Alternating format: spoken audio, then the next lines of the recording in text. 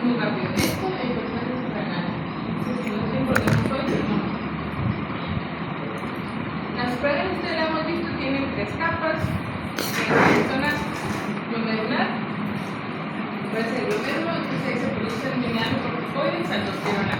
Zona fascicular, los oncocorticoides, y la más profunda, la reticular, es donde se producen los andrógenos. Para que no se me complique la existencia, es una vía resumida del esteroidogénesis suprarrenal. Si la ponemos extensa, se van a espantar. Entonces, empieza con la captación de colesterol, se empieza a captar más colesterol y por acción de diferentes enzimas vamos a obtener aldosterona, que es mineralocorticoide, zona glomerular, cortisol, que es el principal esteroide del cuerpo, zona fascicular, y tenemos de hiperpiezostendiona, androstendiona y finalmente testosterona por la zona reticular. Pero hay varias enzimas que son importantes para hacer los pasos limitantes. Después vamos a ver en parte de química.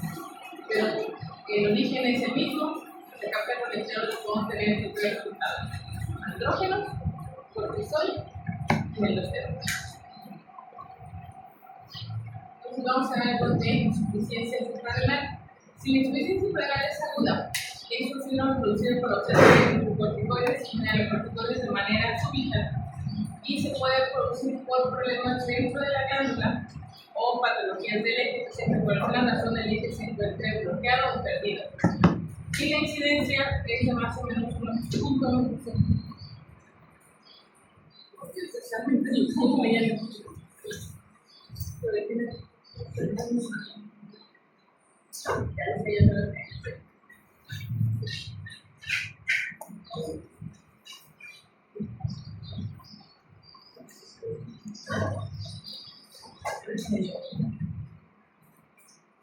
Bien, entonces, la etiología, vamos a encontrarle. Si es primario el problema, es decir, está en la glándula, lo más común que vamos a ver es que hay una enfermedad autoinmune, y puede estar solo, puede estar asociada a otras enfermedades autoinmunes, como en el caso de síndrome polinuclear autoinmune, donde hay problemas de Addison, hipotiroidismo, cuadros anemia, diabetes tipo 1, varias deficiencias hormonales asociadas con autoinmunidad. También puede ser por infección de las suprarrenales o inflamación que genere daño severo. De hecho, la causa más común es tuberculosis. También hay otras enfermedades infecciosas de tipo fúngico y SIDA. No VIH, sino SIDA, que ya es uno desarrollado. También puede haber metástasis bilaterales, que esto no es tan común, pero si llega a haber algún cáncer con metástasis bilaterales, se quitan las suprarrenales, pues obviamente hay deficiencia. Si hay algunas deficiencias de algunas enzimas, cuando hay hemorragias, es común que algunas infecciones que vengan por casos de sepsis graves, sobre todo por meningococo, haya hemorragias dentro de las suprarrenales, y sucede en pacientes críticamente enfermos por cualquier otra infección. Entonces, esto puede causar hemorragia y necrosis en un paciente crítico. También producido por fármacos y algunos trastornos congénitos. Si fuera, entonces, primario significa que el problema está en la glándula, y secundario quiere decir que el problema está en el eje, ya sea en hipófisis, en el hipotálamo o en alguna parte del eje. Y una de las causas más comunes de suprarrenal van a ser tumores, tanto de hipotálamo como de hipófisis, incluido el cranofaringioma, que no es una de las más necesarias, pero está en la silla corta, que el paciente haya recibido radioterapia en el área de la hipófisis, cirugía, haya tenido un traumatismo craneoencefálico, hay infecciones severas del sistema nervioso central, necrosis o sangrado de la hipófisis, como Sheehan o adenomas que tuvieron una apoplejía. Pero de todas, la causa más común de insuficiencia suprarrenal secundaria es esta: es la interrupción súbita de tratamientos con glucocorticoides de manera prolongada. El paciente tuvo glucocorticoides por mucho tiempo y súbitamente suspende el fármaco, eso le va a generar una insuficiencia suprarrenal, porque el haber tenido una dosis importante de esteroides por periodos cortos o dosis no tan elevadas por más de 3 semanas puede generar supresión del eje, y entonces el eje está suprimido, ya no hay ACTH, pero de pronto el paciente se queda sin nada de cortisol porque se le suspendieron, y las suprarrenales están todavía completamente suprimidas, entonces ya no hay respuesta externa, ya no hay producción interna, y el paciente hace una insuficiencia suprarrenal aguda. Y esa es la causa más común de los problemas secundarios. Tenía esteroide y cualidad insulina.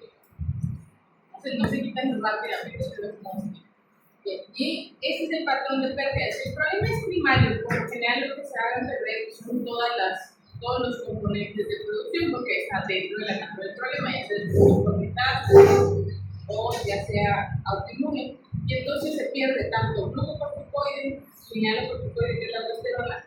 También hay pérdida de algunos andrógenos que se producen en la fase más interna de la vía reticular, y puede haber incluso algunas manifestaciones de deficiencia en la médula, sobre todo si hubo una disfunción hemorrágica o una cirugía que perturbe la glándula.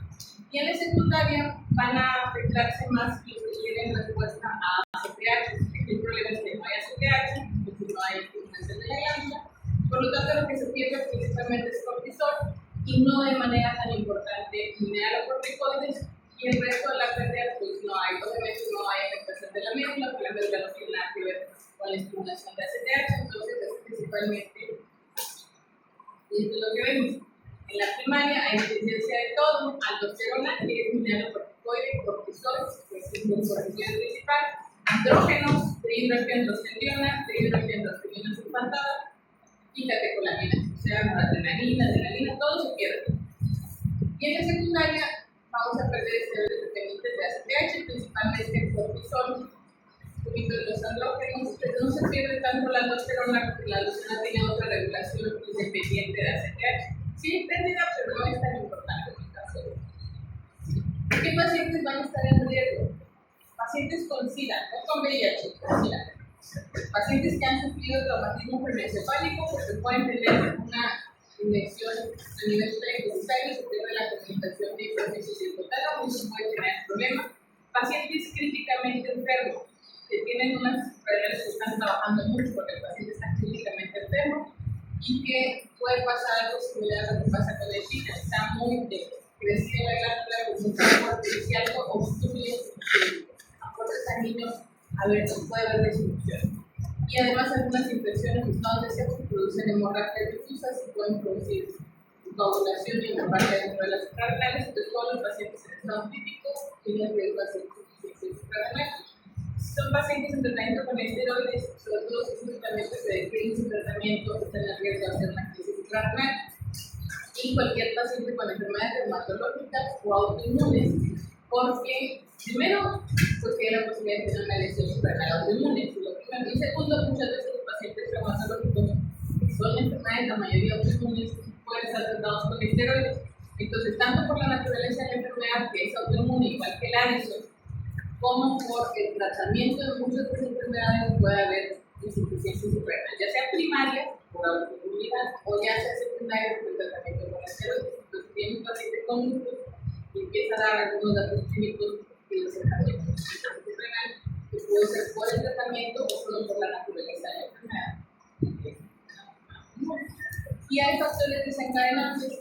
Una vez que el paciente tiene cualquiera de los factores de riesgo, no tiene las suprarrenales más sanas del mundo, y sucede un evento de trauma, ya sea una fractura, una hemorragia, cirugía, infección, cualquier enfermedad grave, un infarto, una pulmonia, cualquier condición grave va a desencadenar que el paciente que se mantenía produciendo el cortisol justo para vivir, de repente requiera más cortisol por el estado de estrés y ya no sea capaz de producirlo. Entonces hace una crisis suprarrenal.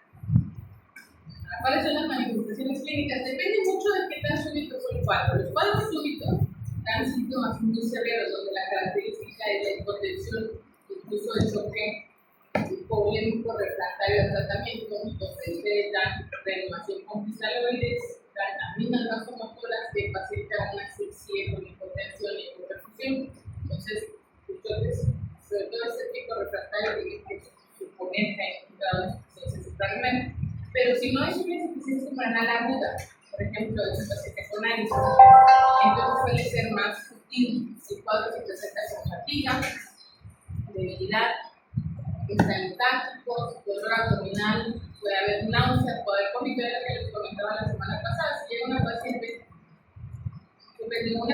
pensando, pues no insista, pero puede ser paciente, ¿no? Pero si llega con ustedes y tiene historias de internamientos por vómitos, por diarrea, y por ahí hay que se le ocurre hacer unos electrolitos y el potasio está normal o alto, que es algo francamente atípico cuando el paciente está teniendo pérdidas gástricas de potasio o gastrointestinales, pues sospechen que tiene una enfermedad como esta, que tenga eso, porque normalmente en el aire con el potasio se eleva y el sodio se baja. Entonces algo que no pasa cuando está vomitando, pero que tiene el potasio bajo. Tiene un potasio normal, incluso alto, sospechen que tenga eso. Hay anorexia, pérdida de peso, pérdida de líquido por la falta de andrógeno. En mujeres hay pérdida de vello púbico axilar, es más evidente en mujeres porque no reciben la producción de andrógenos por los testículos. Entonces la pérdida de andrógenos suprarrenales no es muy notoria. En las mujeres la pérdida de andrógenos suprarrenales sí es mucho más notoria, porque aunque los ovarios también producen andrógenos, disminuye mucho la cantidad de andrógenos. Y la hiperpigmentación solo está presente en el paciente con la enfermedad primaria, donde la ACTH se eleva con una respuesta a falta de cortisol. Ya vimos la semana pasada que la ACTH por allá tiene un predecesor común de la melanocortina con hormonas estimulantes de melanocitos, pero también la ACTH tiene capacidad para hiperpigmentar. En este caso, crear más hormonas estimulantes de melanocitos, porque hay mucha ACTH, el paciente se hiperpigmenta. ¿De dónde vamos a buscar esa hiperpigmentación? Porque no siempre está relacionada con la luz solar, ustedes van a decir, bueno, los del sol, pero también busquen las cicatrices antiguas. Que se ve aquí, esta es una cicatriz hiperpigmentada. O en zonas donde no le da esto al paciente, incluso en las encías se ven hiperpigmentadas, entonces todo eso es por la ACTH. Y algo que es característico que hay hipotensión ortostática, el paciente se pone de pie y se marea, se para despacito o está mucho tiempo de pie y se marea o se ha desmayado por pasar los parámetros. Entonces, son datos característicos. Si hacen estudios de laboratorio, esto es lo que van a encontrar. Obviamente no le van a medir un cortisol de ACTH, no se lo van a vaya al paciente ya con su cortisol medido, su ACTH medida, no haya sospechado de esto. Entonces lo que tienen es hiponatremia, hipercalemia, puede haber hipercalcemia. La hiponatremia y hipercalemia son por alteraciones en el efecto del glucocorticoides en la reabsorción de potasio tubular. Entonces tienen pérdida de sodio y se reabsorbe mucho potasio. Tienen hipercalemia y hiponatremia. Y la hipercalcemia se da sobre todo por deshidratación, no se da tanto porque haya un aumento de la calcio en el cuerpo, sino que es casi por deshidratación. Son la hipoglucemia, porque parece que el cortisol es una de las principales hormonas contrarreguladoras, y a veces encontramos bicarbonato bajo. Y estas son las características. Si es primaria no se trata de verdad, es secundario. Entonces, los síntomas pues, son muy parecidos: fatiga, náusea, pérdida de peso, artralgia, vértigo, postural, que eso tiene que ver con hipotensión ortostática. Se ponen de pie o cambian de posición y se marean.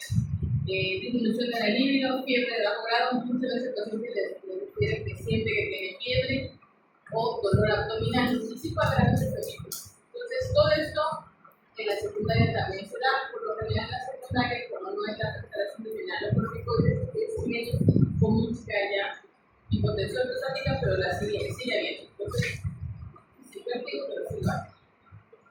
En cuanto a los signos, pues la hiperpigmentación, deshidratación, la hipotensión es muy característica de la primaria. Hiperpigmentación porque tenemos ACTH muy altas. También en las mujeres, por eso tiene el celiaco púbico, parece que en el hombre, como hay andrógenos de producción de los testículos, no se nota la pérdida de testosterona. Y en cuanto a la secundaria, en la secundaria la pigmentación es normal, porque no hay ACTH, de hecho el problema es que no hay ACTH, por lo tanto es una pigmentación normal. Y nada más vemos expresamente disminución de vello en las mujeres, y puede tener volumen circulante normal.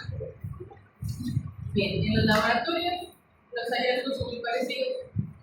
Esto es lo que vamos a ver en las pruebas, pero general porque encuentran en el laboratorio es esto: hiponatremia, hipercalemia, neutropenia. Lo que se ve muy comúnmente es hiperacemia. Vemos niveles muy elevados de urea, que por lo general la proporción con la creatinina suele ser mayor de 1 a 30. Entonces, esa proporción, cuando usted ve una proporción de urea que está más de 30 por arriba de lo que tiene de creatinina, supongan que es un problema prerenal. Es decir, no es una insuficiencia renal, sino que hay una condición antes del riñón que lo pueda generar. Y eso prerenal puede ser hipotensión, puede ser deshidratación, puede ser insuficiencia renal también, pero más común suele ser deshidratación. Entonces, eso es lo que hay que encontrar y muchas veces encontramos hipotensión. Y en la secundaria, pues está todo normal, pero muchas veces encontramos es normal. Y ahora en los estudios de laboratorio, si hacemos una medición de cortisol basal, lo vamos a encontrar bajo. Y si administramos ACTH, no vamos a encontrar una respuesta porque el problema está en las suprarrenales. Yo administro una dosis de ACTH recombinante y aún así no voy a poder elevar la porción de cortisol. Y lo que está en la secundaria es igual, tiene cortisol bajo, pero en este caso, si administro ACTH, sí voy a tener una respuesta, porque aquí el problema es que no tengo ACTH insuficiente, porque pongo un poquito de ACTH y mis suprarrenales van a responder. Entonces, ¿cómo hago el diagnóstico? El diagnóstico lo hacemos midiendo el cortisol en la mañana, cuando se supone que tenemos el cortisol más alto del día. Aún así puede haber error, por eso que son presiones pulsares. Entonces, yo mido mi cortisol en la mañana, a las 8 de la mañana, que yo espero que sea el valor más alto, entre 8 y 9 de la mañana. Si yo tengo más de 20, entonces no tengo hipocortisolismo, porque si no, no alcanzaría esos niveles ni aunque tenga el pico de liberación. Entonces, si tengo más de 20, me olvido. Tengo menos de 3, que es casi un hecho. Si tengo una causa probable menos de 3, pues tengo hipocortisolismo. Y si tengo menos de 10, es posible, pero no es completamente seguro. Se puede afectar el cortisol bajo por muchas cosas, entonces buscamos el cortisol. Y si además yo tengo una ACTH de más de 100, yo ya diagnostiqué un hipocortisolismo primario, es decir, el problema está en las suprarrenales, a pesar de que haya un estímulo por ACTH, no logran hacer suficiente cortisol. Entonces, si puedo medir renina y aldosterona y la aldosterona está baja, que es el mineral corticoide que hace las suprarrenales, pues entonces también eso me confirma que el origen es primario. Es decir, el mayor estimulante de producción de aldosterona, ahí la aldosterona no se regula tanto por ACTH, se regula por renina. Eso se acordará cuando vieron el eje renina que encima de aldosterona. Entonces, si yo tengo una renina alta, ese es el estímulo para hacer más aldosterona, y si la aldosterona no se produce, pues un problema con la suprarrenal, que no la puedo producir. Entonces, eso me diagnostica un primario. Pero si tengo una ACTH baja, el cortisol bajo, una causa probable que el problema es hipofisario o central, puede haber sido que ya me operaron a mi paciente de hipófisis, puede haber sido que a lo mejor tuvo un infarto cerebral o un traumatismo craneoencefálico que pudo haber generado lesiones, y eso es lo que sucede. Y aquí vemos cómo el cortisol, esas son las horas del día, desde las 12 de la noche, y ven cómo el pico se da más o menos entre 8 y 9 de la mañana. Entonces, aquí es donde yo voy a medir mi cortisol, y si lo tengo bajo, si lo tengo arriba de 20, descarto. Si lo tengo abajo de 3, es casi un hecho que lo tiene. Y abajo de 10 es probable, pero a lo mejor quiera hacer otras pruebas para estar seguro. Entonces, ¿cómo se hace? Y aquí ven cómo hay dos puntos de separación. Es decir, el paciente está estable o el paciente no está estable. ¿Por qué? Si el paciente es ambulatorio, no estoy en el consultorio, viene caminando, está platicando, entonces mi paciente está en una condición normal. Y acuérdense que la hormona es una hormona de estrés. Si un paciente está hospitalizado, está en un evento de estrés, por lo tanto su nivel de cortisol es mucho o debería ser mucho más alto, porque si no es una situación de estrés, la respuesta normal de las suprarrenales es producir más cortisol ante el estrés. Entonces, si está hospitalizado, no es lo mismo que si anda caminando en la calle. Entonces, si tengo datos suficientes de insuficiencia suprarrenal y el paciente está estable, o sea, lo está viendo en el consultorio, lo que hacemos es medir el cortisol matutino, que es lo que les dice ahorita. Menos de 5, ya les dice es insuficiencia suprarrenal. Entre 5 y 10, pues lo ideal, en general en endocrinología nos gusta asesorarnos bien de las cosas, pero con las suprarrenales no podemos esperar. Si ustedes tienen una sospecha y el resultado es incierto, es entre 5 y 10, sustituyen con prednisona y después programan hacer la prueba dinámica, que no es tan importante como darle la sustitución al paciente, porque la hormona, el cortisol es una hormona de estrés, y si le pasa algo a su paciente y no tiene la capacidad de responder, se les pone mal, se les muere. Entonces le dan la prednisona, aunque no sabemos cómo se sustituye, y después hacen la prueba. Si la pueden hacer una semana, la hacen una semana, si la hacen 15 días, la hacen 15 días. La confirmación se puede hacer después, pero siempre cuando tengan una duda razonable, si el paciente creen que tiene Addison, de la prednisona. La dosis fisiológica, no le van a hacer la prueba. Le falta el paciente. Okay. Si su cortisol está entre 10 y 15, es muy poco probable que tenga insuficiencia suprarrenal. Entonces solamente le van a decir cómo aplicar una dosis en caso de estrés, por ejemplo, extracción dental, cirugía, que es lo que hacen la prueba dinámica y ya comprueba si tiene el problema.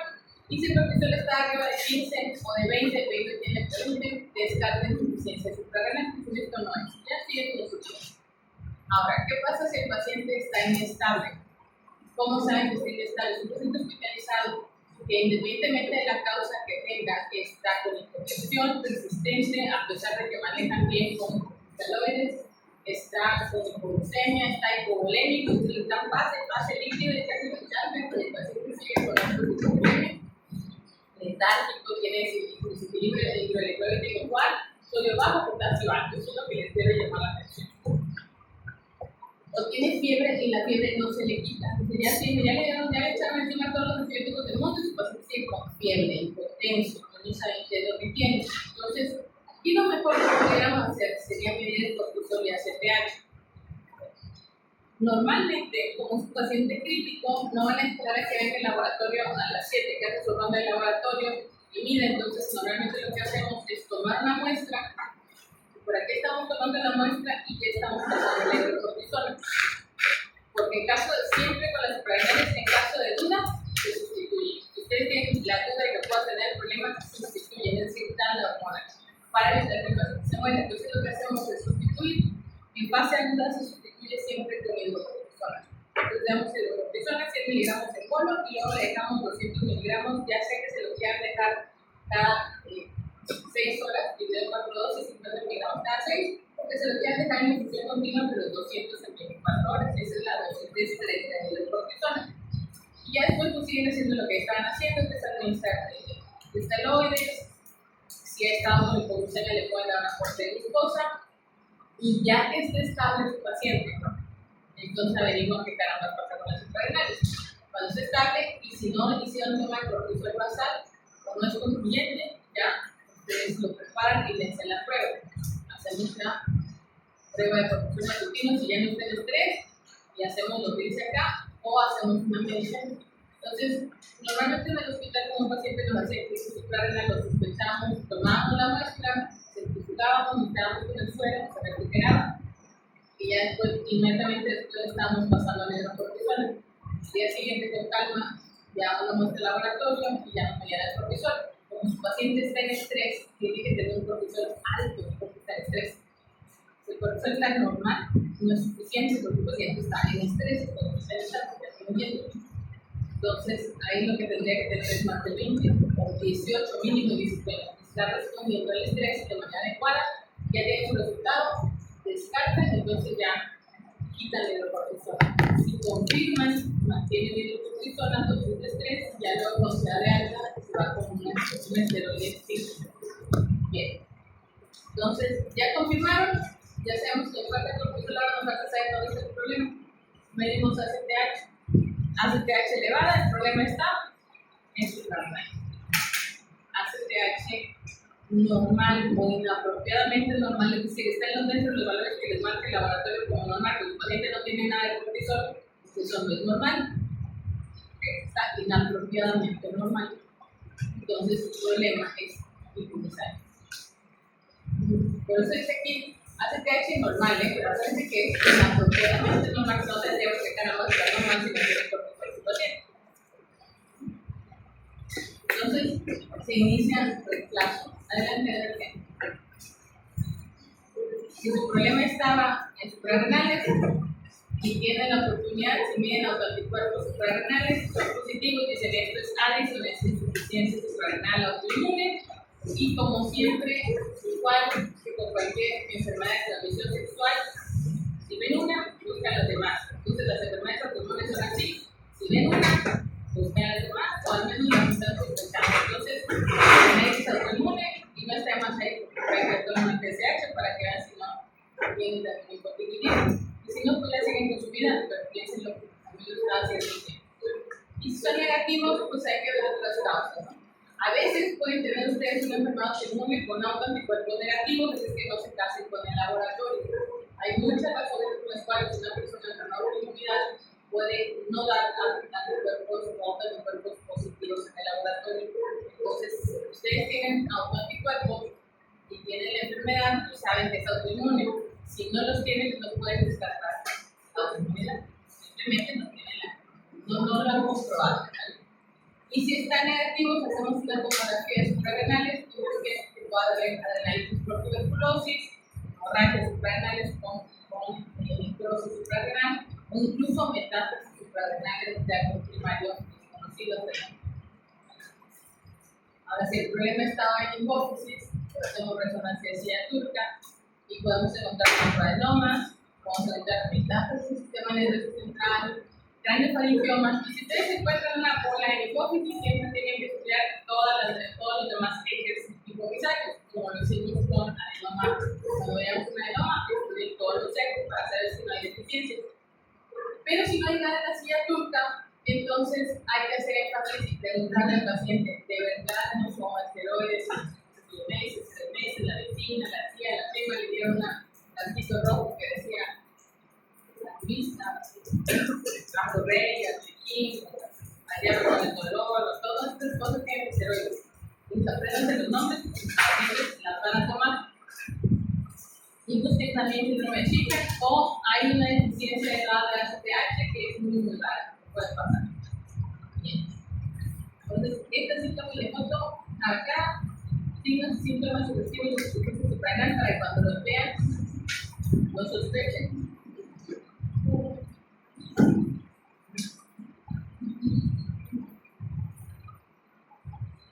Y luego aquí están las pruebas dinámicas en insuficiencia suprarrenal, es decir, cuando yo sospecho que el paciente tiene insuficiencia suprarrenal, pero la medición de cortisol me sale no completamente positiva. Entonces, esto lo hace un especialista, sepan que existe, pero no como les toca hacerlo a ustedes. Lo que hacemos, y lo más fácil de hacer, sobre todo porque la ACTH recombinante es extraordinariamente difícil de conseguir en México, costosa, lo que hacemos es una curva de cortisol por hipoglucemia. Vamos a administrar insulina al paciente, generarle una hipoglucemia, obviamente están ahí, no se van a ningún lado, están ahí con el paciente. Le administra insulina regular o rápida, con el fruto unidades por kilo de peso, entonces 70 kilos le pasan 7 unidades. Y van a medir el cortisol y la glucosa antes de ponerle, antes de administrar. Cuando administran a los 30, a los 60 y a los 120 minutos para saber si el paciente es capaz de elevar el cortisol a su hipoglucemia, porque es el estrés que ustedes pueden reproducir. No le van a decir, aquí está el coco, que va a asustar al paciente, le van a provocar una hipoglucemia, que es un estrés severo y ante el cual tendría que haber elevación de cortisol. Entonces, si ustedes hacen una hipoglucemia con neuroglucopenia, porque no van a hacer una hipoglucemia real de hambre, van a hacer una hipoglucemia con neuroglucopenia con 40 de glucosa o menos. Obviamente tiene su platito de glucosado 50 por un lado para revertir los dramas, necesitan saber qué es lo que está pasando en el cuerpo cuando hace hipoglucemia el paciente, no interrogatorio. Entonces, baja la glucosa y administran la solución glucosada, pero en ustedes están tomando muestras que van a comenzar a trabajar la glucosa y el cortisol. Y el cortisol que tiene un paciente con estrés, llámese hipoglucemia, o el paciente que estuvo hospitalizado y que ustedes tomaron la máquina, se me hace que se tiene insuficiencia suprarrenal, tiene que ser mayor de 18. Si tienen más de 18 el cortisol, su paciente no tiene insuficiencia suprarrenal ante un evento de estrés. Ya tiene 18, así, sí la ayuda. Si tiene 15, tiene 10, ese no es un cortisol decente para una situación donde el paciente se anda muriendo, entonces su paciente tiene insuficiencia suprarrenal sin lugar a dudas.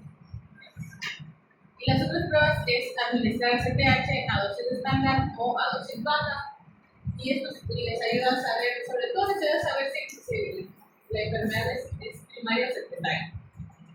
Entonces, si ustedes ponen ACTH, si le lleva el cortisol, el problema estaba arriba.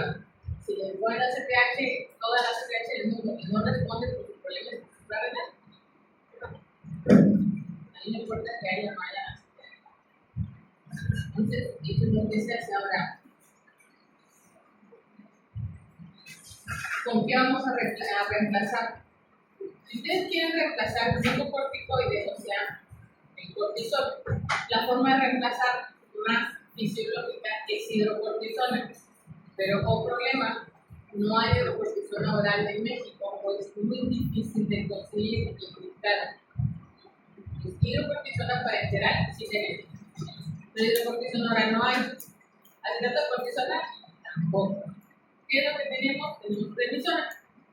Y hay tabletas de 5, 20 y 50 miligramos, pero la dosis fisiológica son 5 miligramos. Y la dosis de sustitución en general para cualquier paciente con insuficiencia suprarrenal son de 5 a 7.5 miligramos al día. Puede ser una vez o puede ser 2 veces al día. Si dan 5 miligramos, denlos a las 8 de la mañana. Si van a dar 7.5, pueden dar 5 miligramos a las 8 de la mañana y 2.5 entre 4 y 5 de la tarde a más tardar. Así es como se sustituye con prednisona. Entonces, cuando tengan dudas, sustituyen con prednisona. Ahora, ¿cómo deciden si es 5 o 7.5? El cortisol es la hormona más difícil de sustituir, porque además la prednisona no cruza con el ensayo de cortisol. O sea, cuando ustedes midan cortisol en la sangre, no van a medir la prednisona, van a medir el cortisol que tiene el paciente, que es bajo, entonces no les va a sacar de ningún apuro. Lo que tienen que hacer es ver los datos clínicos del paciente, y hay que tener un equilibrio para que no se pase la balanza a que le hagan pushing a su paciente, pero tampoco se ande desmayando por la insuficiencia suprarrenal. La inmensa mayoría de los pacientes con 5 miligramos van a estar bien. Si el paciente tiene 5 miligramos, todavía tiene hipotensión, si es un primario, tiene ACTH elevado todavía, tiene todavía hiperpigmentación, suban un poco la dosis. Si el paciente está con 7.5 y regresó a la consulta con ustedes de taxitón, de estadita redonda, se le puso a caer el cabello, está adelgazándose los brazos, subiendo de peso, ya se pasaron, bajen la dosis. Es de lo más difícil que hay para sustituir, porque ahí no entra ningún estudio de laboratorio, sino lo que ustedes ven en la clínica, ahí es donde entra la predicción. Y si van a sustituir mineralocorticoides, o sea, la aldosterona, lo que tiene efecto es fludrocortisona, que adivinen qué, no hay en México. Entonces, pero hay formas de conseguirlo ahí, contrabandearlo en nada. Entonces, la fludrocortisona se administra en de 100 microgramos y por lo general se usan más o menos una tableta, en algunos casos de tableta completa y rara vez más que eso, pero se hace siempre una vez a la mañana y siempre hay que empezar con la dosis más bajita. La prednisona tiene un efecto mineralocorticoide leve que para muchos pacientes va a ser suficiente con el efecto mineral que tiene la prednisona y la hidrocortisona de los pobres, que ¿qué creen que sea? La sal. La fibra de los pobres es la sal. Pues le damos prednisona y un montón de sal. Porque la hidrocortisona es muy difícil de conseguir y aparte es muy cara. Casi falta como unos 2,000 pesos. Aparte le tienen que financiar de Canadá o de una utilizante de internet, pero no siempre es confiable. Pero en Canadá hay farmacias que pueden exportar a México de manera legal, van pacientes. Pero sí es muy cara. Entonces, lo que hacemos cuando no se puede conseguir la solución es darle sal a su paciente como tabletas de sal, cápsulas de sal, como sustituyen el sodio los inflamatorios, taquitos de sal. Entonces, le dan mucha sal a los pacientes para que no hagan hiponatremias y para tratar de expulsar un poco más de potasio. Porque acá el problema es el potasio, no está sobre la hiponatremia, sino la hipercalemia. Entonces, si está muy hipercalémico su paciente, sí tiene que conseguir la hidrocortisona. Si nada más hiponatremia y no es hipercalemia, se la pueden dar con sal. Entonces, ya lo vimos. el tratamiento. Ahora, ¿qué pasa si el paciente no estaba ambulatorio? El paciente estaba hospitalizado, ustedes sospechaban eso, hay que hacer reposición de líquidos y electrolitos. La hidrocortisona ya vimos que eran 200 miligramos en 24 horas. En la etapa aguda, el paciente en la etapa aguda que está críticamente enfermo no necesita que le den mineralocorticoides, la hidrocortisona es más que suficiente. Pero el mantenimiento sí requiere mineralocorticoides. Entonces, el mantenimiento lo pueden hacer con hidrocortisona 20 miligramos al día o prednisona. Vean cómo aquí viene una dosis mayor. Recuerden que es un paciente que estuvo mal y ahorita se está recuperando. Entonces, estas dosis ligeramente más altas, de 5 hasta 10. Y hidrocortisona 50-20, que es una quinta parte de la tableta hasta la mitad de la tableta. El ajuste de dosis, ¿cómo lo hacemos? Como Dios les da a entender. Glucocorticoides, la menor dosis posible para que el paciente, pero con la cual el paciente no les haga datos de hipocortisolismo. Es decir, 5 miligramos, y si con eso también ya lo hicieron. Si no se está desmayando, si no se marea, si no tiene datos francos de hipocortisolismo, 5 miligramos de su dosis. Y en cuanto a mineralocorticoides, ahí sí es un poquito más fácil de dosificar. Lo que se hace es medir el potasio, medir el sodio, la presión arterial y la volemia del paciente. Si el paciente ya está teniendo hipernatremia y hipocalemia, ya se pasaron de su hidrocortisona. Si su paciente tiene sodio y potasio normal, presión arterial normal, está en una buena dosis de hidrocortisona. Si hay hipercalemia, potasio alto, les falta hidrocortisona. Entonces es más sencillo. El esteroide, la prednisona, que es lo que la mayoría de los pacientes van a requerir, todos los pacientes requieren, es el más complicado. No todos los pacientes requieren sustitución de mineralocorticoides, pero cuando lo requieren, sí es mucho más sencillo ajustar. Pero requieren los dos, siempre la prednisona y algunos hidrocortisona y otros. ¿Cada cuánto es recomendable una vez que inicie el tratamiento de checar el electrolito sanitario? Si estás con mineralocorticoides, 2 o 3 meses. Si no estás con mineralocorticoides, presumes que ya no existe, ya no necesitas hacerlo. Si no lo han hecho, lo vienen por primera vez y ven si no hay deficiencia. Si no hay deficiencia de sodio y no hay hipercalemia, no necesitan hacerlo, no siempre se requiere. Bien. Y esto es para que ustedes acuérdense que el cortisol es una hormona de estrés, no es lo mismo que yo le dé cortisol al paciente en una condición fisiológica a que se lo dé cuando el paciente tiene estrés. Entonces, fisiológica, estos son dosis de hidrocortisona, pero es 4 veces más que la prednisona. Eso sobre todo para el estrés, porque no damos hidrocortisona. Bueno, entre países tiene la prednisona para que no se me estrese. Los pacientes países tienen prednisona y en el estrés no damos prednisona. En estrés, sobre todo estrés, digamos, como una cirugía menor como cataratas, como una RCP. Vamos a usar más o menos esto, puede ser IV, puede ser intramuscular, también pudiéramos dar personas sin mucho estrés. Si es estrés más severo, paciente hospitalizado, cirugía mayor, abdominal, usamos hidrocortisona siempre. Y la dosis más alta para el antiséptico, 200 miligramos, ya sea en infusión continua o en 4 dosis de 50 miligramos cada una cada vez. Esto es otra vez dosis de estrés para el mismo tipo. Y esto que está aquí, quiero que lo vean bien porque son las equivalencias de los corticoides. ¿Y qué tanto efecto tiene el mineralocorticoide? ¿Por qué usamos para sustituir? No sustituimos insuficiencia suprarrenal con dexametasona ni con desplazacor porque no tienen ningún efecto mineralocorticoide y nosotros queríamos lo que se parezca más a la función suprarrenal normal. Y aunque no siempre vamos a requerir hidrocortisona, si usamos un buen esteroide como la prednisona,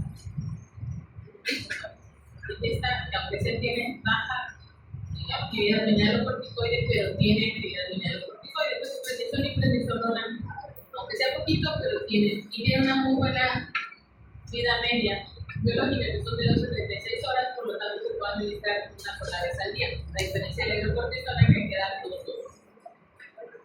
Y pues el efecto del mineralocorticoide es mucho más intenso. Vean que están los equivalentes en dosis, que son 20 miligramos de hidrocortisona, que es la dosis fisiológica, que equivale a 5 miligramos de prednisona o prednisolona, que esa es nuestra dosis fisiológica. Entonces no sustituyan un paciente que tiene insuficiencia suprarrenal, no sustituyan con otra cosa, usen prednisona, no usen ninguna otra cosa. La prednisona tiene la acción de prevención buena, bonita y barata, pero no la van a conseguir, o les va a costar un precio de frasquito, porque van a acabar en 2 meses, entonces no hay opción.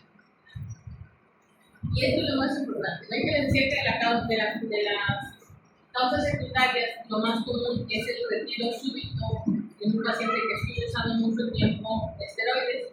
Entonces, acá está el problema. Si su paciente no ha tomado más de 3 semanas esteroides, rara vez van a tener supresión del eje.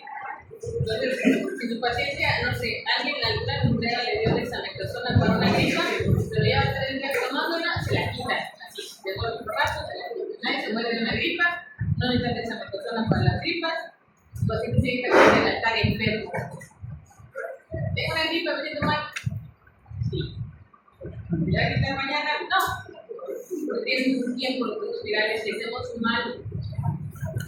Quererle decir a los pacientes que todos van a componer un día o que tiene, pues un día no tiene ninguna urgencia de estar bien. Vayan a descansar con su entienda y capacidad. No se hagan morir porque si les dé dolor de cabeza y cuerpo cortado un día y ustedes tampoco para que no se lo. El problema es cuando el eje propela los puntos suprarrenales se va a suprimir, y esto es, vean las dosis que se requieren para suprimir el eje.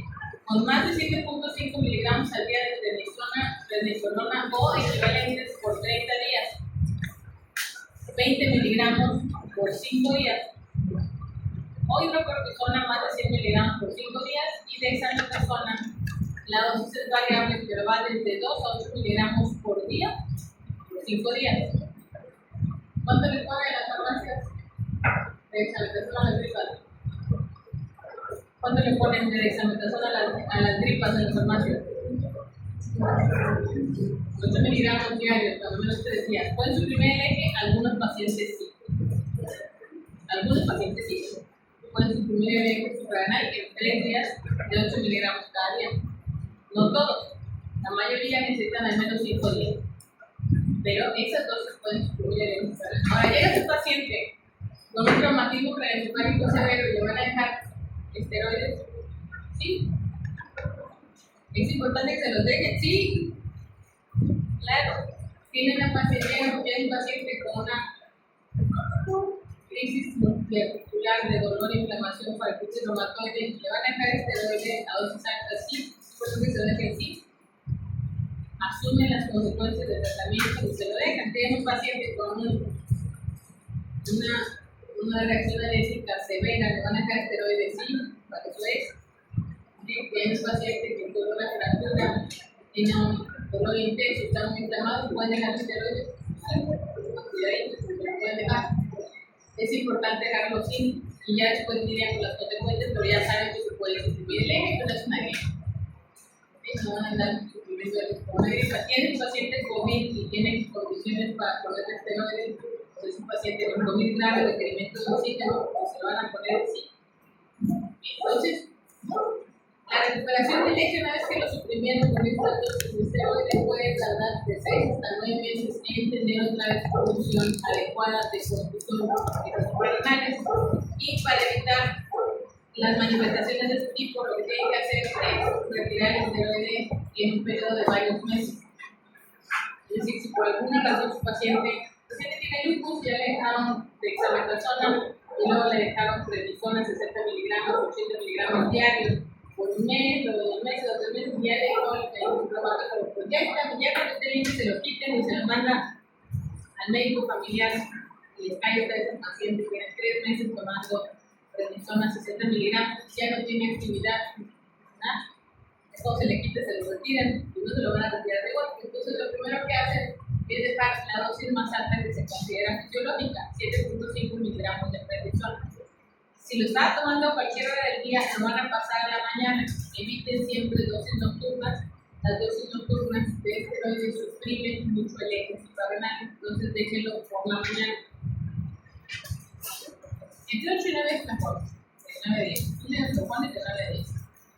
Y la dosis pasa de una dosis farmacológica, cualquier dosis que estuviera tomando el paciente, van disminuyendo hacia una dosis fisiológica. Eso lo van a hacer en el curso de 1 o 2 semanas. Entonces, tenía 60 miligramos, lo pasan a 30, una semana o 2, y ya luego me pasan a 7,5. Ya tiene una dosis fisiológica.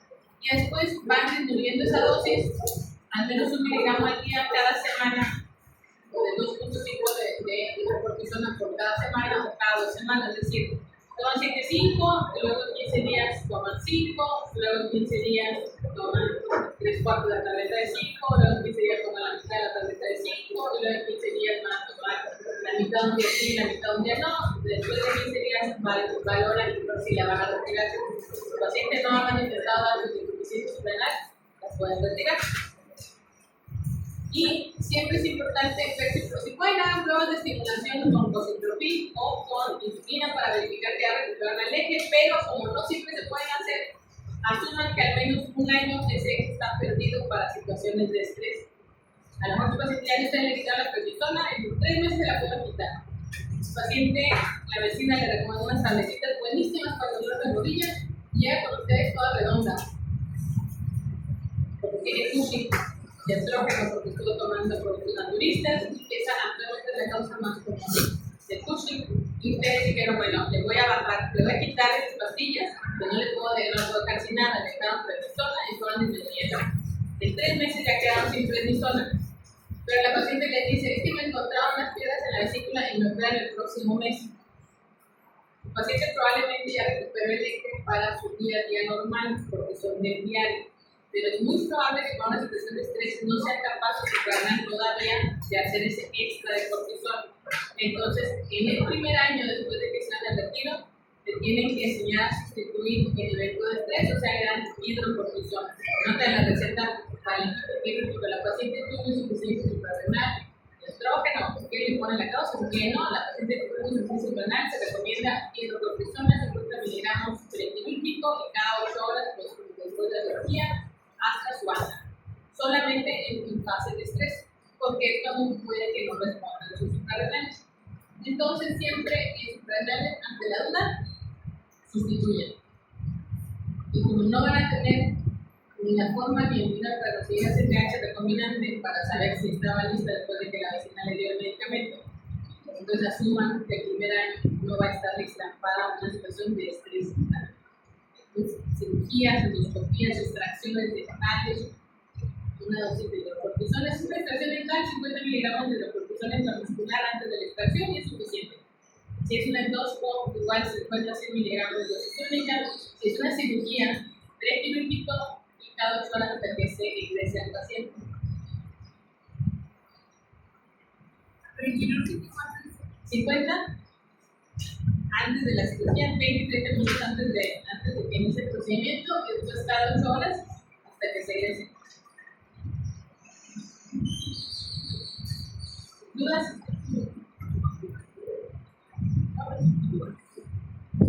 ¿Tiene un ratito más entonces para ver el otro tema de suprarrenales?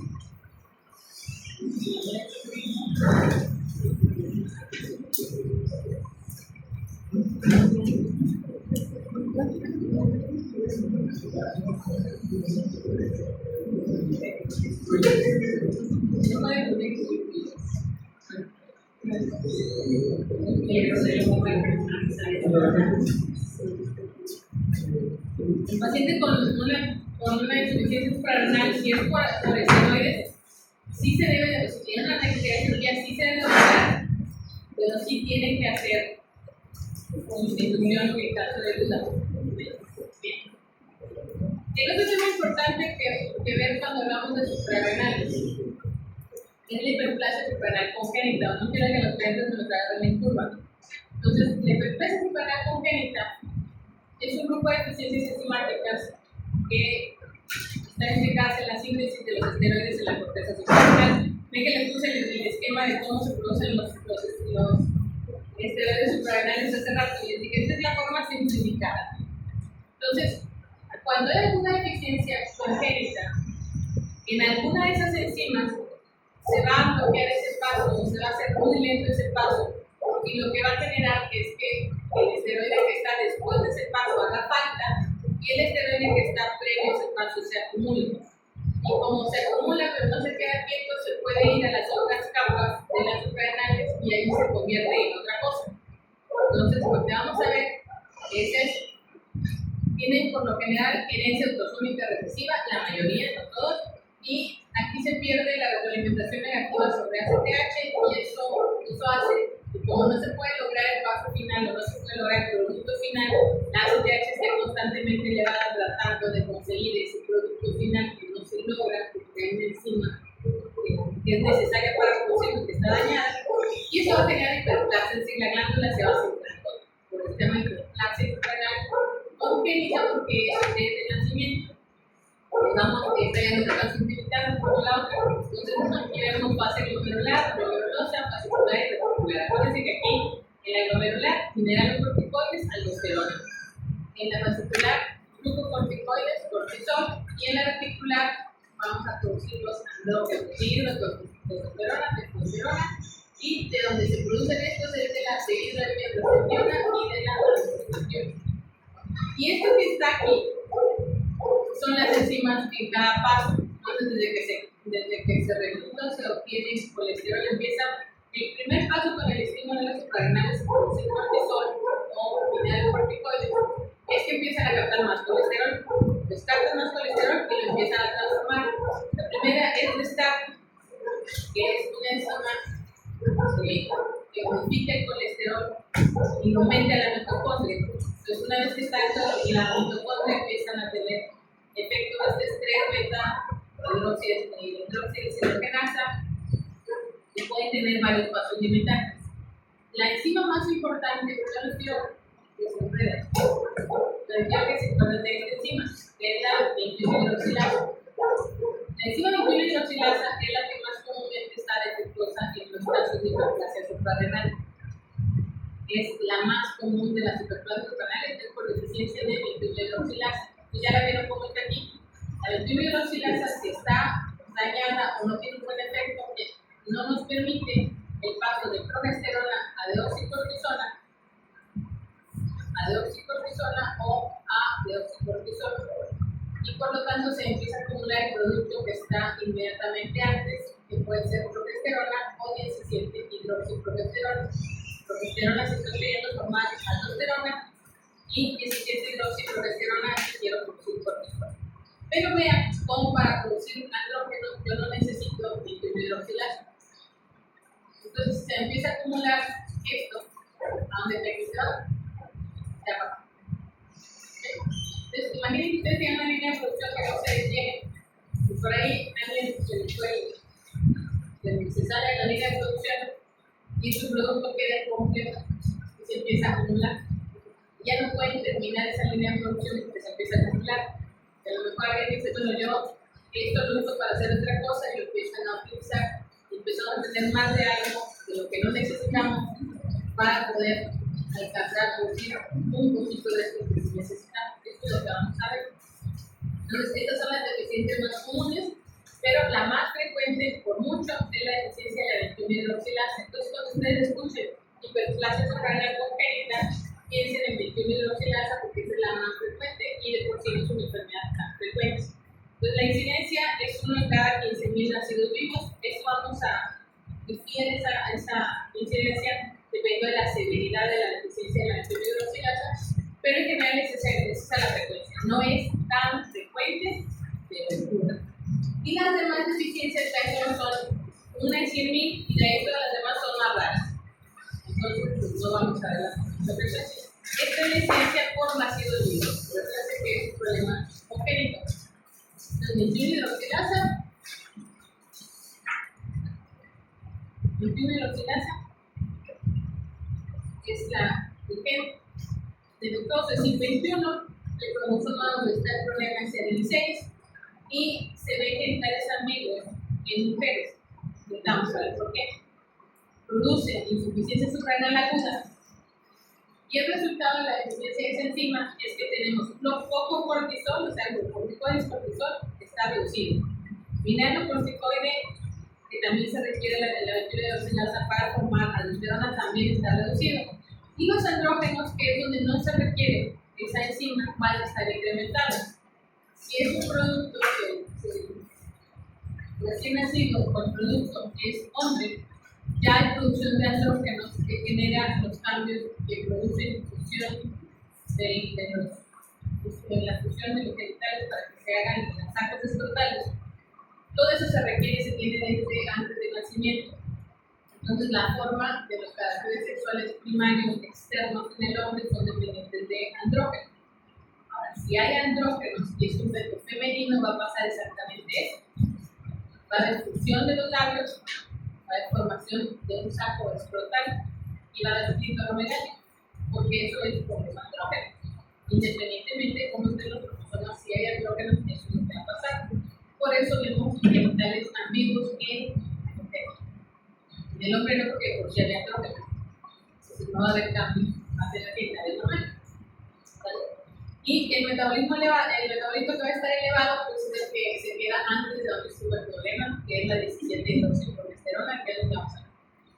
Ahora, ¿qué sucedería con la presión arterial y el balance de sodio? El sodio está bajo, el potasio está elevado, pues suele tener hipotensión. ¿Por qué? Pues porque no tienen ni aldosterona ni cortisol. Es una causa de insuficiencia suprarrenal. De las demás no vamos a ocupar ahorita porque son muy raras. Vamos a ver esto. Entonces, de una enfermedad que no es común, 90% de los casos son deficiencia de 21 y de oxigenación. La mutación ya vimos que está en el 21 y la mayoría de los pacientes son heterocigotos compuestos. ¿Qué quiere decir que es un heterocigoto compuesto? Quiere decir que tiene un efecto distinto en el mismo gen en los dos alelos. No es la mutación de la misma parte, sino es una mutación diferente en los dos alelos y por eso llegan a tener manifestaciones, pero parece que es una herencia autosómica recesiva. Entonces, con un solo alelo dañado, normalmente no va a haber problemas, pero a veces puede tener el alelo un daño distinto al que tiene el otro alelo y de todas maneras se arregla. Entonces, aquí se llama heterocigoto compuesto. Y en cuanto a las formas clínicas, tenemos dos formas clínicas. La clásica, esa es una variedad vendedora de sal, que es la más común, o sea, se con anemia. Y virilizante simple, donde hay más andrógenos, pero no se altera tanto el sodio ni el potasio, que eso es un poquito menos común. Y ven cómo la frecuencia es la que teníamos en el cuadro anterior, como en 15.000. Pero hay una forma que se llama forma no clásica, variedad no clásica, o llamamos también de inicio tardío, donde la frecuencia de eco es mucho mayor. Ahora, ¿qué sucede aquí? Aquí el daño de la producción o la capacidad de la enzima es mínimo. Entonces logra tener suficiente cortisol, suficiente mineralocorticoide como aldosterona, pero a cambio de muchísimo andrógeno. Por lo tanto, si es un hombre, jamás se van a enterar, porque no tiene deficiencia de cortisol, no tiene deficiencia de aldosterona, solo tiene muchos andrógenos y de todas maneras tiene andrógenos por ser hombre. Pero si es una mujer, va a tener manifestaciones por lo general después de la pubertad o cercana a la pubertad con hiperandrogenismo, pero no va a tener deficiencia de cortisol ni deficiencia de mineralocorticoide, simplemente va a tener que hacer mucho andrógeno para poder hacer suficiente cortisol, eso es lo que sucede. Por eso es más frecuente, pero normalmente no se diagnostica a menos que la paciente vaya a consulta por datos de hiperandrogenismo, porque nunca va a tener manifestaciones de insuficiencia suprarrenal, como en las dos formas que se detectan al nacimiento, que son graves, porque no hay prácticamente nada de actividad de la enzima 21 hidroxilasa y hay una cantidad mínima de cortisol, mínima de aldosterona y el paciente tiene deficiencia suprarrenal. Otra vez, ¿ves? Tenía una marquita aquí que dice que la enzima hidroxilasa es la que no servía. Entonces, aquí hay limitación del paso a deoxicortisol, nada más aquí. Entonces, no llego a formar cortisol ni corticosterona y empieza a acumularse que es lo que había antes, la progesterona. Y con la progesterona no requiere de 21 hidroxilasa para convertirse en androstendiona y testosterona, pues esto se empieza a acumular y de esto me hace falta. Estos son los tres fenotipos que hay. El problema es el mismo, la enfermedad es la misma, el defecto de los genes es el mismo, pero la representación del paciente es distinta. ¿De qué depende? De la cantidad de enzimas que se quedó activa. Si yo tengo 0% de actividad de la 21 está que es grave. En esta forma, normalmente se diagnostica de recién nacidos, sobre todo si son mujeres. Si es XX, se diagnostica de recién nacidos porque como hay producción de andrógenos en útero, va a haber virilización del producto. Entonces tenemos genitales ambiguos. Entonces en las mujeres tenemos genitales ambiguos. En los varones, cuando se diagnostica esto, es porque hicieron crisis suprarrenal. Porque no tienen ningún dato característico al nacimiento hasta que se enferma de cualquier cosa y no tiene suficiente cortisol para sobrevivir y se pone grave. Entonces se imaginarán que aunque es más aparatosa la enfermedad en la parte estructural y en el sexo femenino, es más peligrosa en el varón, porque no se sospecha nada si es un recién nacido sano y normal. Si le dio una gripa y se le puso muy grave de la forma que se va a morir, porque tiene insuficiencia suprarrenal. Por eso es importante hacer el tamiz ampliado, porque eso se detecta en el tamiz ampliado. Pero si no lo detectaron, se dan cuenta, la evidencia ven cómo está, la aldosterona está baja, la renina está alta, el cortisol está bajo.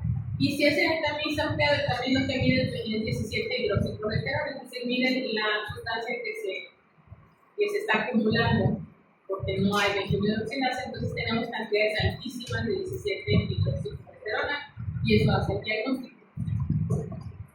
Son niños que van a tener, una vez que se sustituyen, y si ustedes lean lo que hace falta, van a tener talla baja, por lo general 2 o 3 desviaciones estándar por debajo de la estatura estimada para este niño. Si esas son las mutaciones, que no nos interesa eso.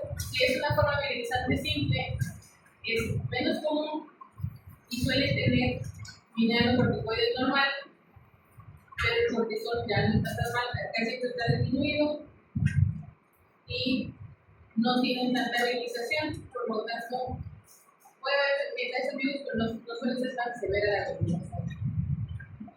También se ve afectada el crecimiento, pues porque los dos tienen mucha testosterona. Entonces, la presencia de testosterona y la edad muy temprana hace que se despierte el brote de crecimiento más pronto, pero también los cartílagos de crecimiento cierran antes, entonces se quedan con talla corta. Aunque empiezan como niños grandes, frenan su crecimiento muy rápido.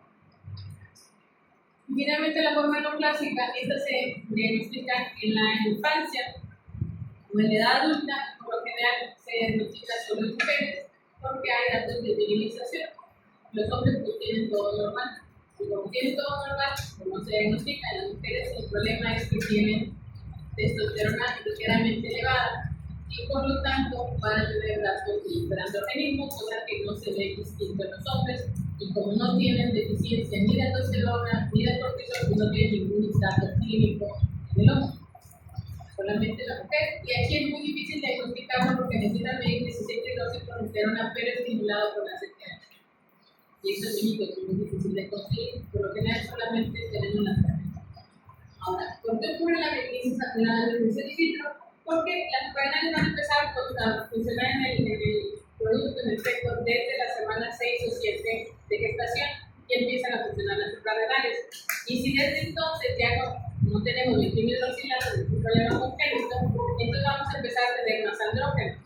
Y en la etapa de diferenciación sexual, que es entre las 9 y las 15 semanas de gestación, la presencia de andrógenos van a afectar genitales externos. Y los genitales externos van a estar normales. Si las niñas van a tener útero, van a tener ovarios, pero no van a tener una vagina formada o pueden no haberla, porque hay diferentes grados de virilización o de genitales ambiguos. Esto es la forma interna de los genitales femeninos y esta masculinos. Entonces vean cómo así se ve de manera externa y de diferentes grados de virilización van a ir generando que no haya apertura, no hay muy pronto vaginal, lo que están sellados, que se empiezan a fusionar los labios y hay clitoromegalia.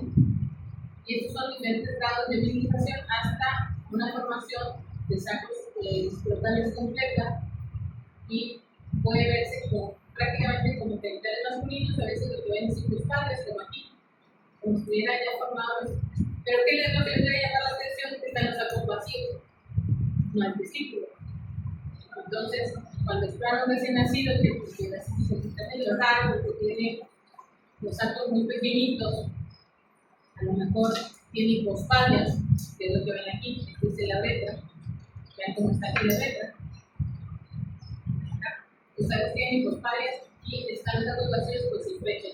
Y hay una parte del certificado de nacimiento que les dice, ustedes no están seguros del sexo del niño, no lo tienen que poner, porque entonces es un problema hacer el cambio. Entonces hay una parte que dice ambiguo, porque no especificado, no identificado, eso es lo que tienen que marcar. Si no tienen la seguridad, entonces así tienen que hacer, porque a veces tienen criterios muy ambiguos que no les dan la certeza. ¿Qué es lo que hay que hacer? Pues pueden hacer un ultrasonido para identificar dónde están las gónadas, porque puede ser que el niño tenga una malformación, tenga hipopalas, tenga orquídea, pero si es un sexo femenino, los ovarios van a estar en su lugar y va a haber un triángulo.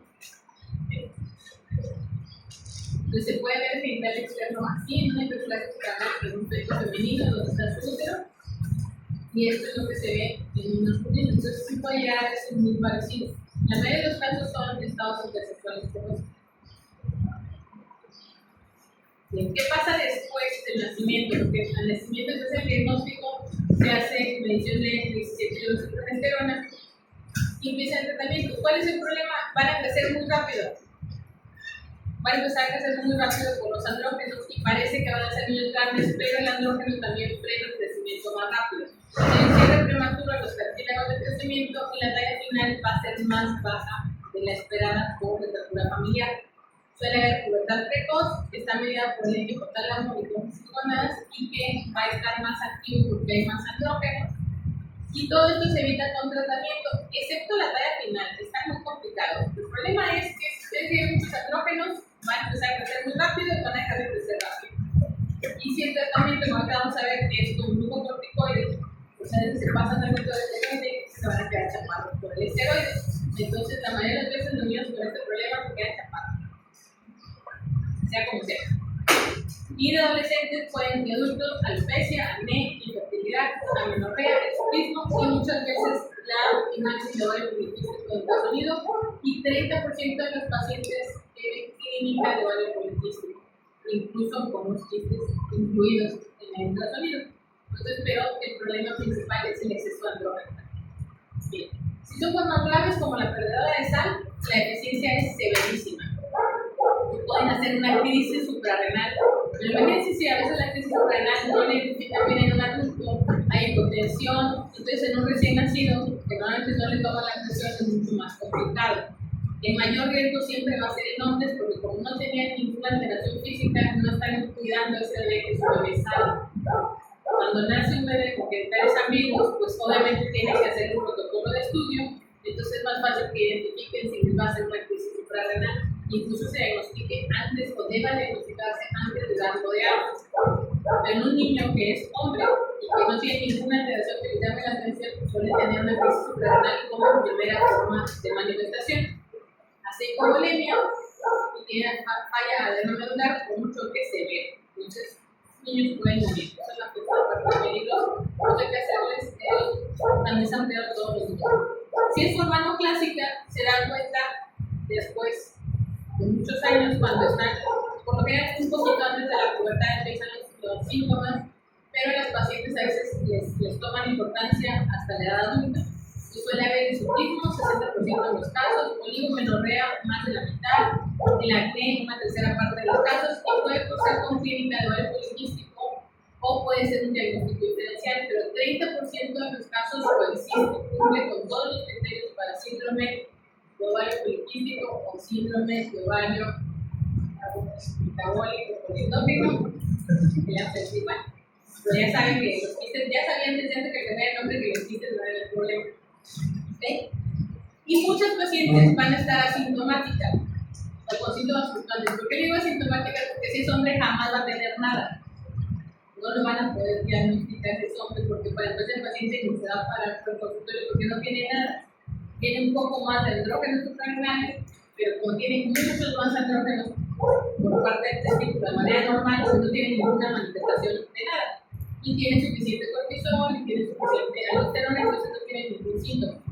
Los que van a diagnosticar de forma no clásica suelen ser mujeres, donde tienen normal el cortisol, normal la aldosterona, pero tienen mucho andrógeno. Y eso es lo que llama la atención de los pacientes, porque esos andrógenos pueden bloquear puede alterar el eje ovárico, y y generar oligomenorea, acné del cabello o feminización de feminización como clítoris por ejemplo. A veces hay cambios de comportamiento en el juego de las niñas, puede haber disfunción psicosexual y menor actividad sexual en mujeres, y a veces podemos ver discientarnos suprarrenales. Lo vemos porque está muy estimulada la suprarrenal, está haciendo mucha CTH, porque a lo mejor tenemos suficiente cortisol y suficiente aldosterona, pero haciendo de más de lo demás. Eso hace que crezca un poquito la suprarrenal y pueden tener algunos nódulos. Entonces lo vemos con mucha frecuencia.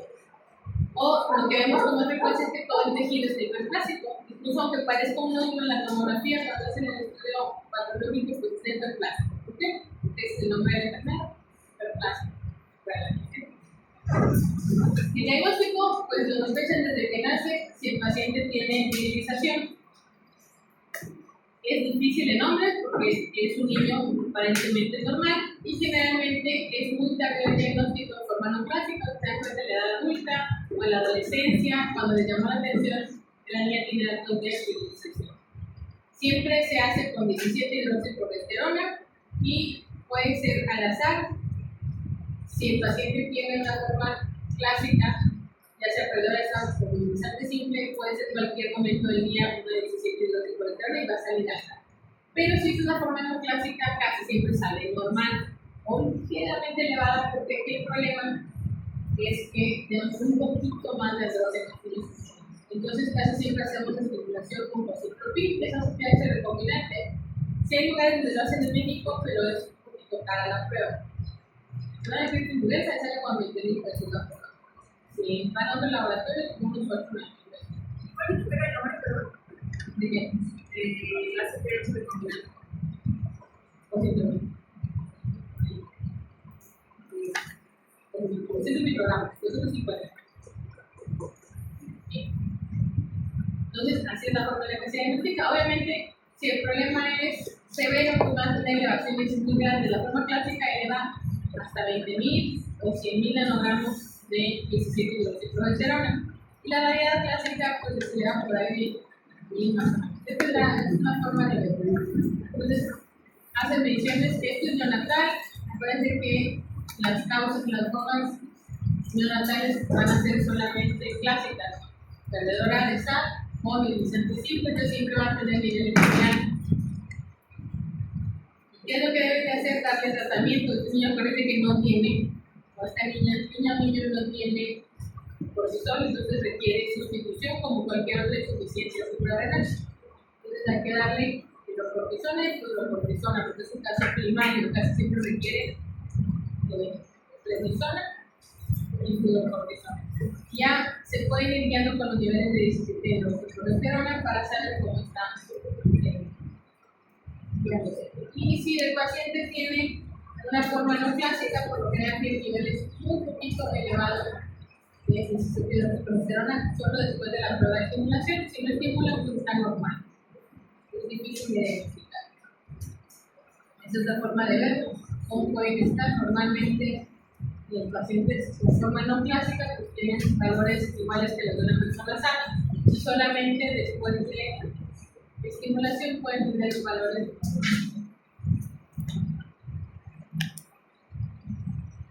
Tratamiento, forma clásica, parece que aquí hay deficiencia de cortisol. Entonces, niños cortisona o prednisona, que es lo que tenemos en México.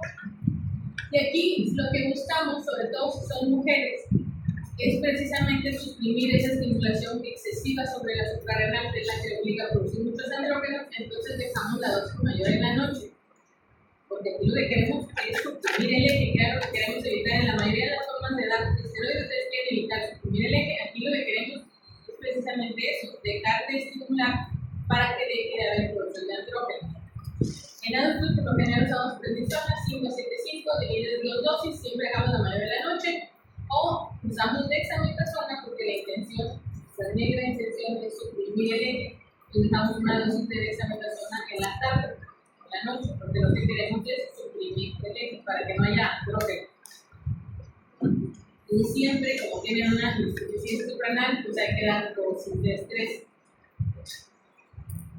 Hay que tener cuidado de prevenir osteoporosis por el uso crónico de glucocorticoides y siempre buscamos equilibrar esta balanza entre dar demasiado cortisol y generar datos de Cushing, obesidad, estatura baja, osteoporosis, resistencia a la insulina, o dar muy poco cortisol, muy poca prednisona, y entonces me quedo con datos de hiperandrogenismo en la paciente. Pubertad prematura, estatura baja. ¿Ven cómo la estatura baja es una complicación del tratamiento, tanto si lo dan como si no lo dan, tanto si es insuficiente como si es excesivo? Por eso les digo que lo más común es que se tiene que separar los deportistas. Pero si no corregimos con suficiente esteroide, pues vamos a tener hirsutismo, amenorrea, infertilidad, estatura baja, todos los datos.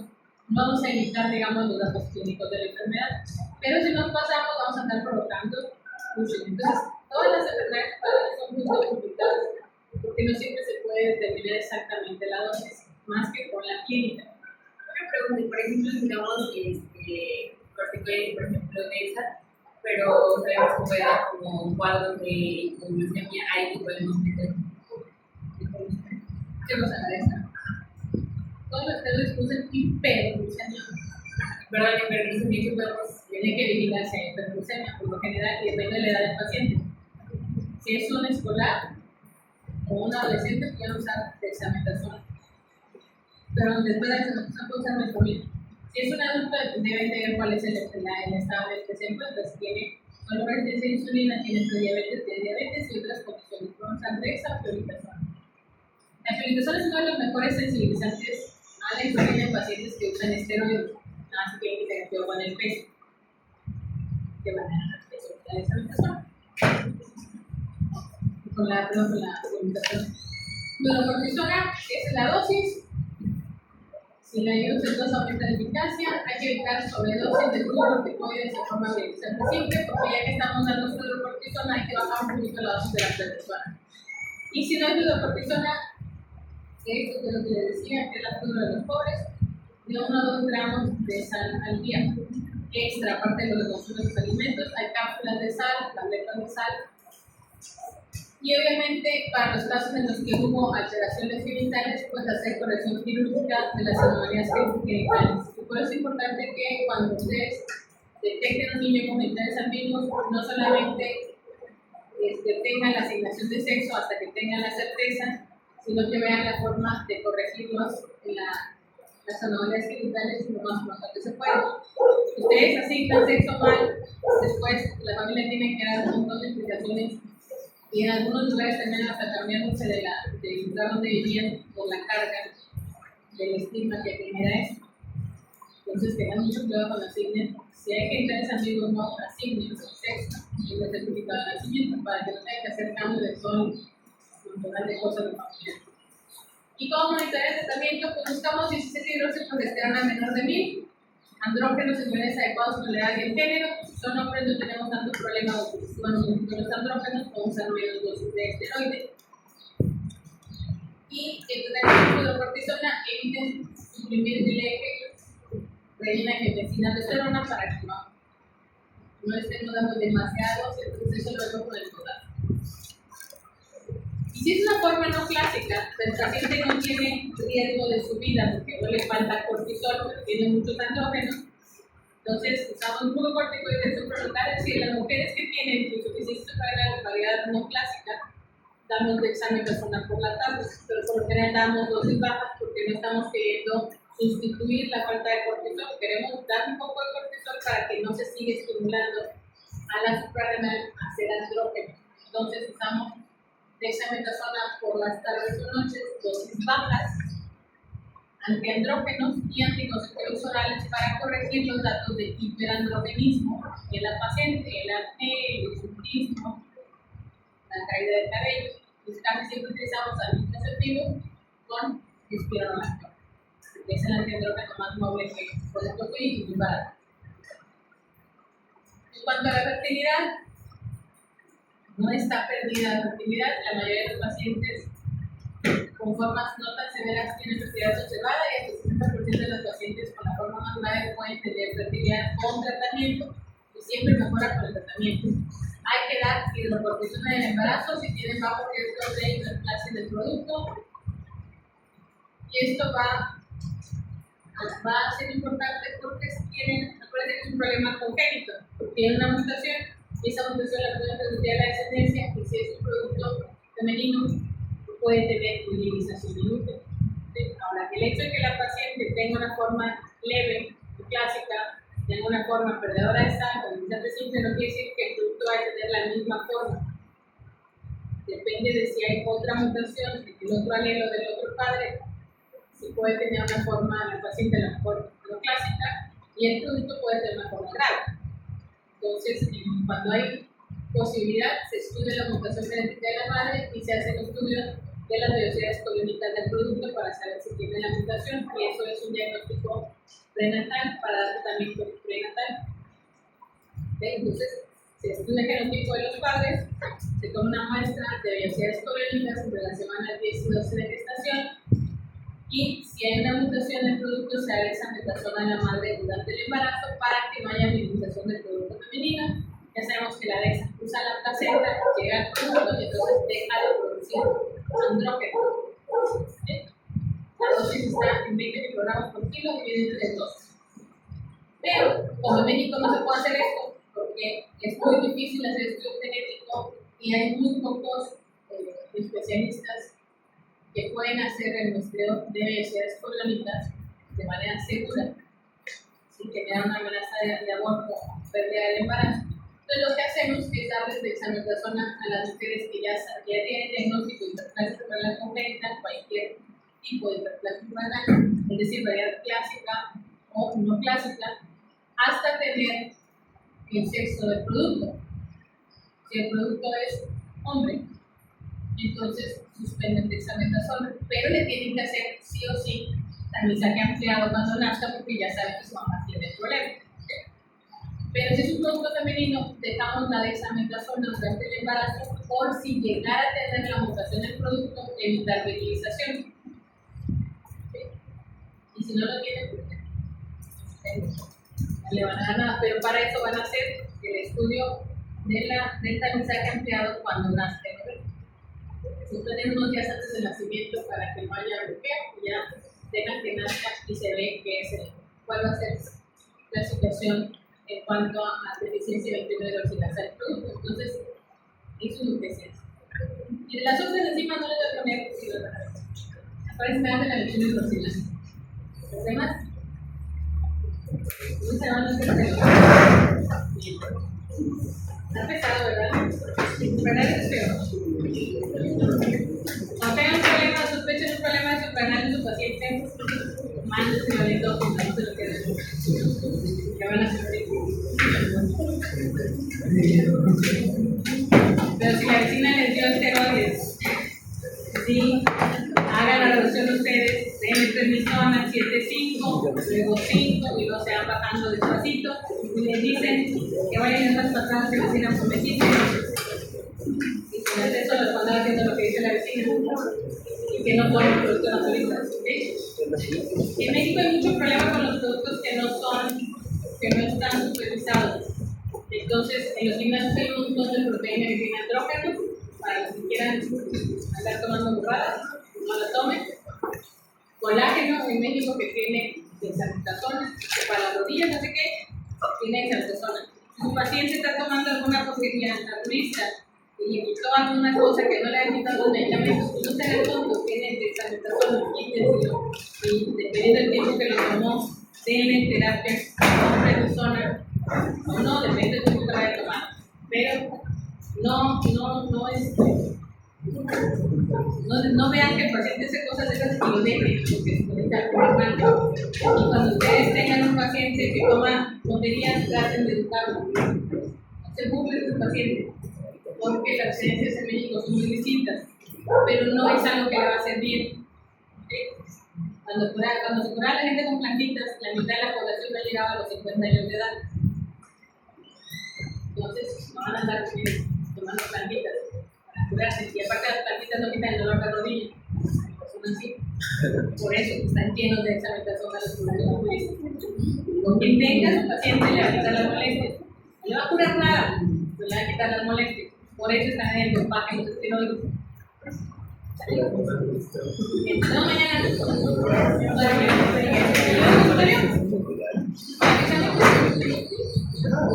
No, igual. No, igual.